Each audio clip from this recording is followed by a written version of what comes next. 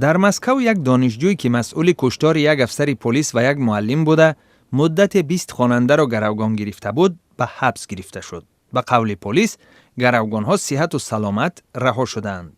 فرد گروگانگیر با گروگانها در داخل یک صنفخانه پنهان شده، از تیریزه به طرف افسران پلیس که در جای حادثه جمع شده بودند، آتش گشوده بود.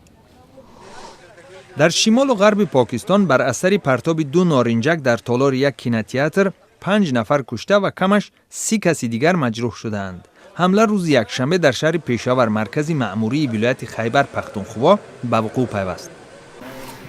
در شهر کابل ترکیش در داخل مدرسه دینی کمش 2 نفر را زخمی کرده است. پلیس حادثه را تحقیق دارد. در افغانستان گروه‌های همپیمان طالبان چندین دفعه مکتب‌ها را مورد حمله قرار دادند.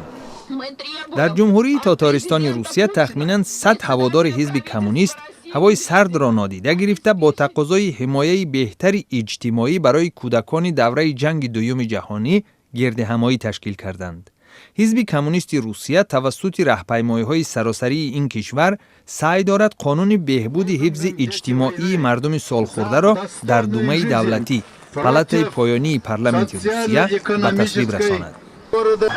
خدمات نجات گرجستان کوشش دارند که پیامد هوای سرد را برطرف کنند. در پایتخت گرجستان یخ حرکت ماشین و پیاده‌گردها را فوق‌العاده مشکل کرد.